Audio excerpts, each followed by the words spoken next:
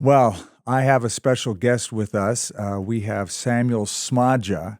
He is a Messianic believer. He lives in Israel. He is the director of TBN in Israel, but he's also the president of Sarel Tours. And so when we take tours to Israel, to the Holy Land, it is Sammy's group that stages the land tours for us and does such a great job. Interesting background about Sammy. His father was a pastor of a Messianic congregation in Jerusalem, and since he went to heaven, passed away, Sammy now is the leader of that congregation. I've had the privilege of speaking to that group. But Sammy, thank you for joining us today. Thank you. Great honor. Thank you very much. Here's what I want to ask you today. Israel is in a very unique situation. Other countries have usually, we have friendly neighbors around us. You've been attacked by your neighbors time and time again since you came into the land officially in 1948, 1967, etc., on and on and on. Tell us about the uniqueness of living in that kind of a neighborhood.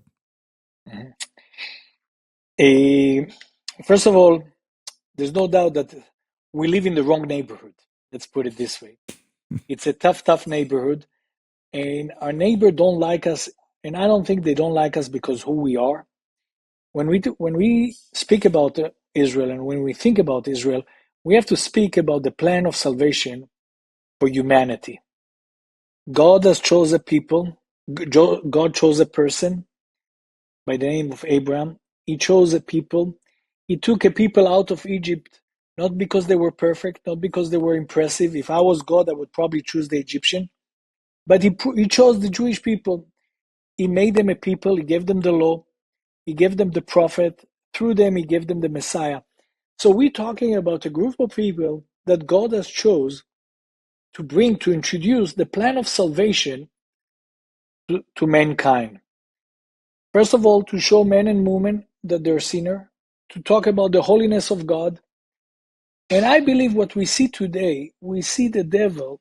I believe that we're living in the end time. I think that the devil just opened the gates of hell and unleashing any spirit of death against the people of Israel in order to cut this plan of salvation. Skip, we all talk about the end time. We all believe that we're getting closer to the end time. The return of the Jewish people shows to the land, shows us that we are in the end time because it's a fulfillment of probably the biggest prophecy. I mean, let's be honest, if people are watching us or hearing us and the only proof that they have that the Bible is true, physical proof, yes, they had the spiritual experience, yes, they believe in Yeshua, in Jesus because he touched their heart, he revealed himself to them, but the only physical true evidence is the return of the Jewish people.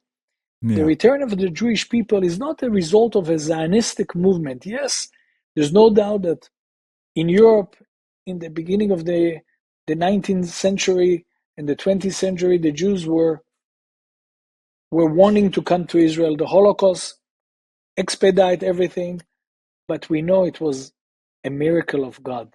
So now we have people around us that, Skip, it's a demonic what's going on. It's not a normal war. When a group of people goes into a small village, a small town, and kill children, ladies, I understand you kill a soldier.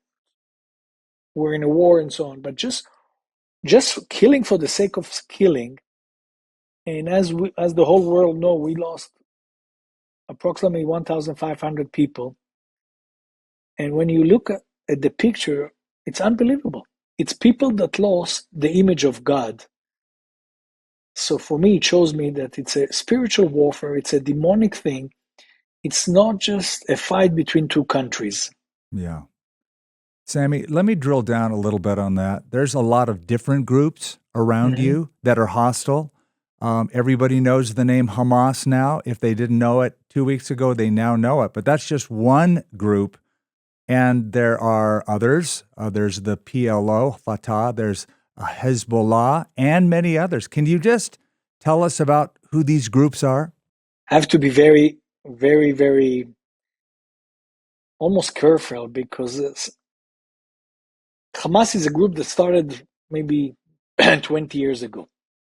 They're Palestinian who took a very, very extreme side of Islam, who are very influenced by Al Qaeda and by the Iranian, by the Shiites mentality, and they put on their flag just to kick us out from here.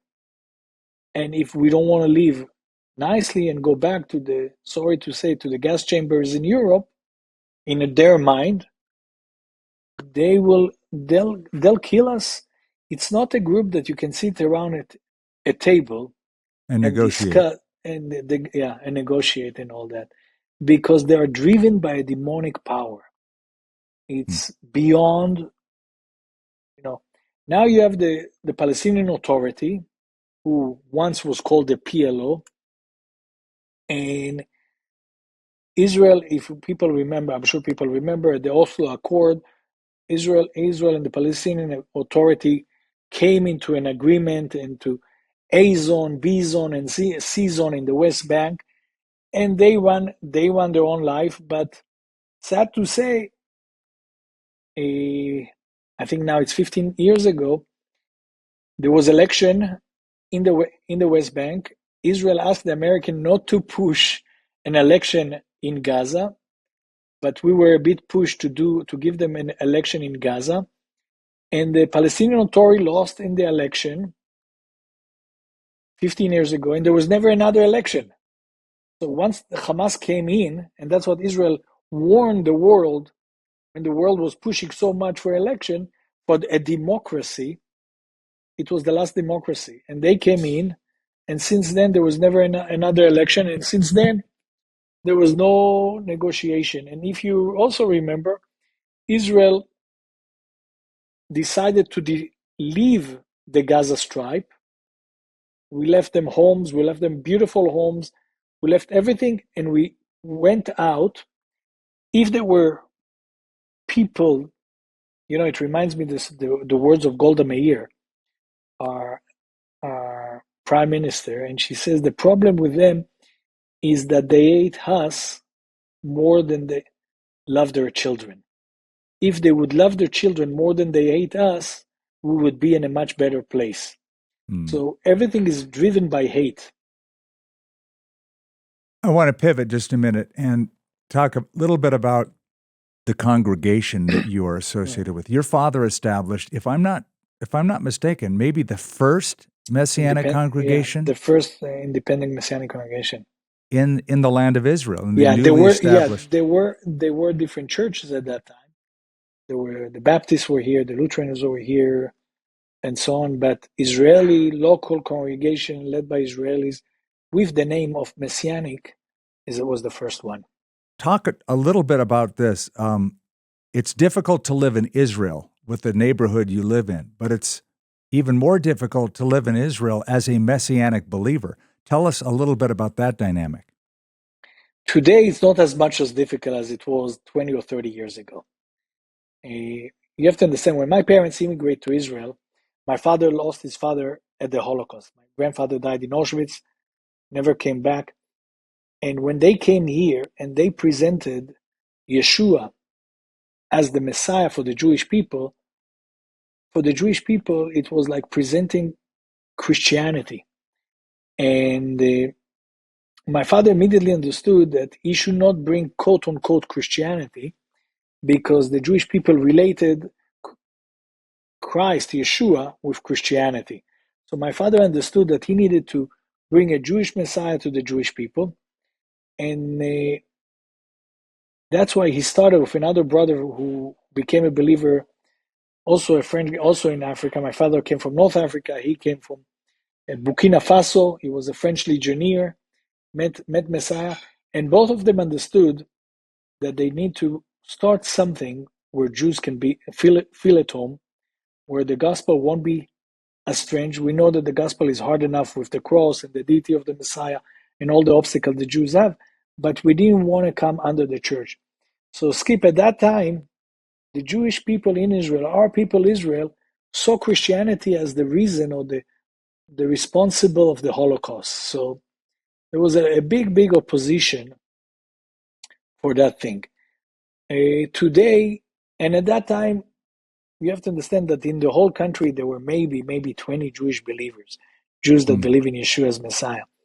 Today, I think we're like 30,000, 35,000. Wow. So people hear about us. So life is easier. Definitely, the message is still very hard for the Jewish people. Believing in Yeshua, believing in Jesus, is a very hard. The gospel of the New Testament is a very hard gospel for the Jew, because John chapter 1, the first 13 verses, in the beginning was the Word was with God, the whole deity, proclaiming that the Messiah is a divine person. It's a very hard thing for the Jewish people. The whole concept, although it's known in the Old Testament, but the whole concept of a suffering Messiah is also very hard for the Jewish people. Let's be honest, it was very hard for the disciple. The disciple could not see a suffering Messiah. We see when Yeshua prophesied that he's going to go up to Jerusalem and he's going to suffer and die. We don't see the disciple rejoicing. Oh, great, we're going to have an atonement for our sin. Even John, and think about it, Skip. Even John the Baptist, when he was in the dungeon, and he who pointed on Yeshua and said, "This is the Lamb of God," he had the most revelation of all of them. When he was in the dungeon, when he was in the jail, he called his disciple and he said, go to my cousin and tell him, are you the one, or should we wait for another? Because in his mind, Yeshua should come to Jerusalem, take his place, and release him Yeah. from prison. Yeah. He could not Set up a kingdom. understand. Yeah, set up his kingdom and release me. Mm. So this, we take sometimes things for granted, but with the Jewish people, when we present the Messiah, we have many challenges.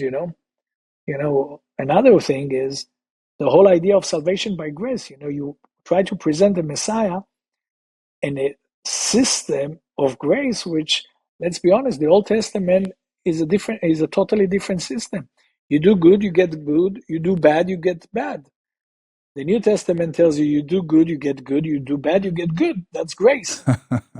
Think about it. It's against the Jewish mindset. Yeah.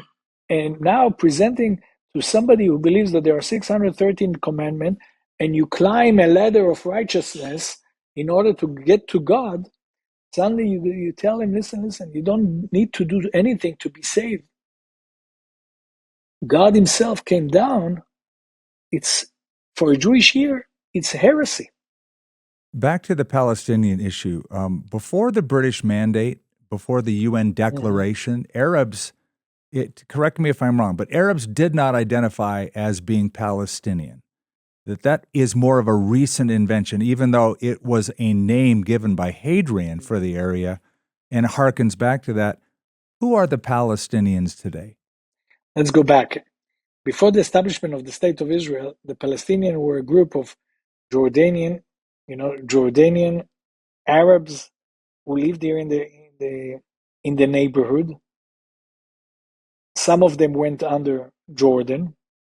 Some of them we inherited, but we inherited much more after 1967. There was never a state of Palestine. There was never a prime minister of Palestine. There was never a president of Palestine. The state of Palestine never existed as a state. Mm-hmm. And as you said, the British called the place Palestine from the Philistines, the biblical name of the Philistines in the Bible. They just say, okay, they're not Jews, so they must be the Philistines, and they call them Palestinians. But it was never a recognized nation. After 67, Israel took over the West Bank and East Jerusalem. So in a way, we inherited a big amount, and they just do more kids than us, and they grew and grew and grew. And there's no doubt that we have a huge problem. It's a small land, and we cannot, and we have two nations. or two kind of people. We have the Jews and we have the Palestinian. So we need to find a solution, but definitely not like they want a solution. Hezbollah, his only solution is that we leave and they stay, and that's their solution. And we better, according to them, we better learn how to swim, or we should drown in the sea. Yeah. It's been always interesting to me that whenever a two-state solution was offered, whether it was by a different president here or a previous leader, that there was never has been negotiation on the Palestinian side, and they want the land completely eradicated of any Jewish influence whatsoever. These are radical ideologies. Let's be honest. Ehud Barak, who was one of our prime minister, was a very decorated chief of staff. He offered them 93% of the territories, and they said no. The issue is not land. The issue is Jerusalem. And it brings us to the prophecy of Yeshua, when he said Jerusalem, it will be a very heavy city, heavy stone to lift. A heavy stone. A heavy stone. And the issue, Skip, is Jerusalem. That's where Yeshua was crucified. That's where Abraham brought Isaac to be slaughtered, and God provided a ram. And by the way, a ram and not a lamb.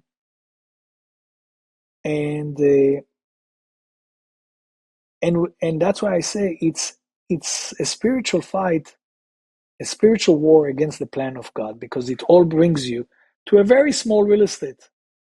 It's a small neighborhood in Albuquerque, It's small. Right, it's a very tiny city, but I don't believe that there'll be a peace in the Middle East till the Prince of Peace comes, because it is. Sammy, when it comes to Israel saying we have the right to this land, it seems to me it goes along 4 lines of truth. First of all, God made promises specifically to Abraham and Isaac and Jacob, etc. But number 2, the Jewish people historically settled in that land under Joshua. There's archaeological proof that there's Jewish settlements throughout that go way back. Number 3, the international community recognized the state of Israel and gave them political sovereignty. And then number 4, every time the neighbors disagreed and attacked them, the territory was taken in defensive wars. Are there any other lines of proof or of? I think we have a deed to the land. The Palestinians arrived here 200 years ago, and in very small numbers. 100 years ago, the number grew. But we have a deed. You're holding your Bible on the table. That's our deed. And with the Bible, we have archaeology that prove that David was here, that Solomon's were here, that the first temple was here, the second temple was here. It's not that we just arrived 75 years ago. We have 3,000 years of history in Jerusalem. It's not that the temple, even the mosque that they claim, it's not a Palestinian mosque, on the Temple Mount. It's not a Palestinian mosque. So to come and to say that we came out of nowhere and we kicked them out and so on, it's very far away from the truth, And and wherever you go in Israel, you can touch and prove that the Jewish people were there. You go to Bethel, you go to Shiloh, you go to Jerusalem, you go to Bethlehem, you go to Hebron. Wherever you go, Bet Shemesh, you can, and more than anybody. You lead tours in the country, and you walk with your Bible open, and you prove your people, you show your people that this book is not a Sunday school story, is really a deed to the land. And by the way, what the international, we have to be careful with now your point number 3. Because point number three says that the international community agreed that we have the right. But Skip, one day the international community will think that we don't have the right. That's right. So we have to be super careful with number three. We have a deed that is beyond the United Nations. We have a deed that is beyond mankind understanding. Mm-hmm. And we, as you say, we're in a very, very delicate time. And I believe that in the next 2 weeks, people will open their screens at home and will see horrible pictures from Israel, because Israel is entering into a very, very tough fight. And it's going to be a very bloody fight, but we don't have a choice. It's a fight of defense. It's not a fight. The whole world is not waiting that Israel is going to go and attack the Palestinian Authority. We are waiting for Israel to go and to defend us when they go into Gaza. That's a big, big difference of mindset. We're not there to attack the Palestinians. We're there to go and take the 220 people that they kidnapped. We are there to disarm them from all those missiles that they shoot. In the last 2 weeks, they shot over 5,000 missiles. I think even close to 7,000. It's unheard of. Yeah. Imagine if somebody would shoot on California. Not 5,000. Yeah. 20 missiles. Right. Exactly. So the numbers are so. I see the news, and we have to understand that Israel is not going to attack the Palestinians.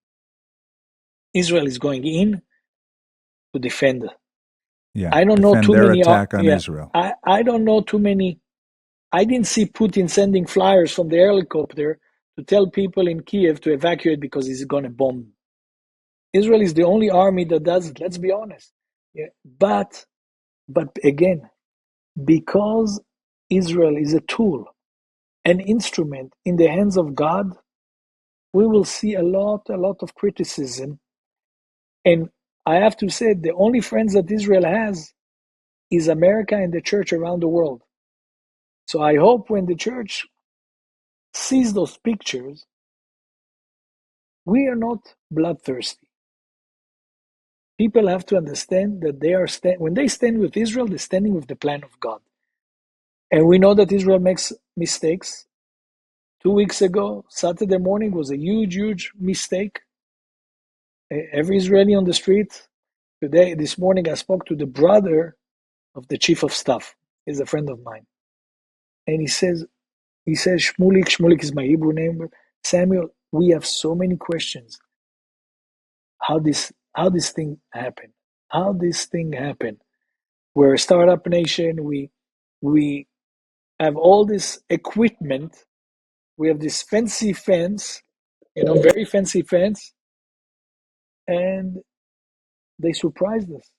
It's embarrassing to say, but well, now you're in a very delicate time and situation, as you mentioned. Let me get you to think about after the war, after this becomes a success to eradicate Hamas. Palestinian children have been and are being taught to hate and to kill Jewish people. I've seen the videos. I've heard their words. How is Israel going to be able to withstand that kind of generational hatred? I'll tell you, we can take their weapon, we can take their missiles, but we cannot take the hatred. Skip, and I'll tell you why. There's no doubt that you love Israel. Did you ever ask yourself why you love Israel? I believe that your love to Israel is a supernatural love. You didn't just get up in the morning and you decided to love Israel. It's a supernatural love that God implanted into your heart. I believe that the hatred is a supernatural hate that the devil implanted in their heart. And I'm sure when your neighbor asks you, Skip, how come you love these Jewish people so much and they did this wrong and this wrong and this wrong, nobody will convince you not to love us because it's a love that God implanted in you. So it has to be a miracle from God to erase the supernatural hatred. So we can take the weapon, we can take the missiles, but in 10 years, I think we'll be standing in front of the same war. You understand? It's a supernatural thing. You cannot erase the hatred, And now, with what Israel did in Gaza the last 2 weeks, the hatred just went higher and higher, and they hate all over the world. Look, you saw the demonstration in your country, okay? If you stop one of the people and you say, why do you hate the Israelis so much? Did you ever meet an Israeli?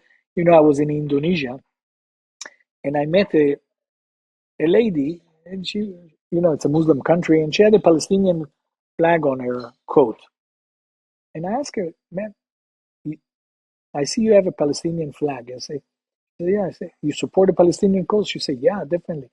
I said, so I guess you don't really like the Israeli. She said, no, I don't. And she said she hates the Israeli and so on and so on. I said, tell me, by the way, did you ever meet a Jew? She said, no. Did you ever meet an Israeli? She said, no. Did you ever discuss this thing? She said, no. And it dawned on me. It's a supernatural hate. They cannot even explain why they hate us. Sammy, you lead a tour company, and Yes. Tourism has been halted the last few weeks dramatically. And I know it's impossible to make predictions. We have a tour slated for May. We're still encouraging people to sign up, and we believe we know a little bit about Israeli wars, and that you don't dawdle, and that you do things quickly, and you achieve the objective. So, God willing, we hope to be there in May. Any words about that? The war, if it's the war on Gaza, I believe that once Israel will be in, they'll disarm them within 2 to 3 weeks. Israel won't leave Gaza so quickly, but that won't affect life in Israel. We'll be more safer than we were before, which means after Israel enter into Gaza and take all the weapon and all the rocket launcher and all that, Israel will be a much safer place than anything. The only debate and the only thing is what happens if Hezbollah gets into the picture and and Iran and also will get into the picture, and America and Israel will think, oh, that's maybe a great opportunity to take care of Iran. So that might be a bigger scenario, but I think we'll be smarter in 2 weeks. Okay. What can we do going forward as American believers to stand with Israel? I think, first of all, to pray. We're commanded to pray for the peace of Jerusalem, I think now more than ever. And we need to pray for the salvation of Israel, that this time of hardship, that the people of Israel understand that till today Israel was counting on the Israeli IDF. And I'm sure and I guarantee you that the IDF will do a tremendous job once they're there. But the surprise we had 2 weeks ago, I think made people to be a bit confused in Israel. And I hope and I pray that God will visit them with dreams and that they'll see miracles and that God will remove the veil from their eyes and they'll see him, the God of Abraham, Isaac, and Jacob, and they will see Messiah and will turn back to him. That's the biggest victory that can come out of it. I believe that in the next 2 weeks, your government will be attacked. Everybody that will stand with Israel will be attacked. I believe in 2-3 weeks, we'll see many more demonstrations against Israel around the world. I think it's the time of the church not to be silent. Skip, I'm very sorry to say, there were some heroes in the Holocaust, Christian heroes in the Holocaust, like Corrie ten Boom, which I personally knew. I stayed in her home, and many others. But in generally, the church, I said the church, I'm very Was careful, silent. Yeah. was silent. Let's not be silent this time. It Good might word. not be so popular to stand with Israel in the next 2 to 3 weeks, because the picture that the Palestinians are going to put in the air going to be very tough pictures, but we don't have a choice. We do not have a choice. We have to defend ourselves against a demonic power that wants to eliminate us. Well, we stand with you. We do love Thank you, you. and we Thank you, thank Skip. I God know. for you and I for know. Israel. Thank you. Thank you very much. God bless you. God bless. And shalom to all of you.